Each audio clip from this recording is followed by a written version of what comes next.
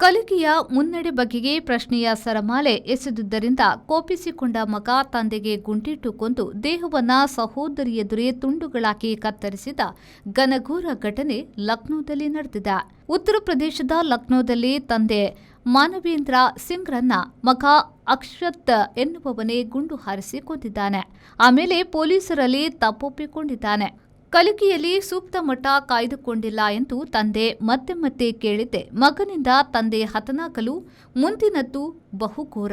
ತಂದೆಯ ದೇಹವನ್ನ ಬ್ಯಾಗ್ನಲ್ಲಿ ತುಂಬಿ ದೂರ ಎಸೆಯಬೇಕು ಎನ್ನುವ ಉದ್ದೇಶದಿಂದ ಅಪ್ಪನ ಶರೀರವನ್ನ ತುಂಡು ತುಂಡಾಗಿ ಕತ್ತರಿಸಿದ್ದಾನೆ.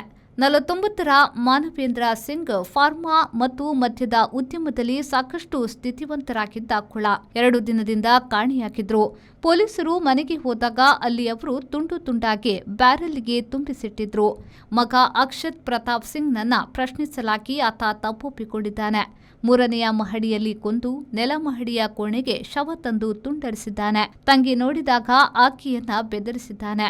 ದೇಹದ ಕೆಲವು ಭಾಗವನ್ನ ಅದಾಗಲೇ ಸದಾರುಣದಲ್ಲಿ ಎಸೆದಿದ್ದು ಅಕ್ಷತ್ನನ್ನ ಬಂಧಿಸಿ ಪೊಲೀಸರು ತನಿಖೆ ನಡೆಸಿದ್ದಾರೆ.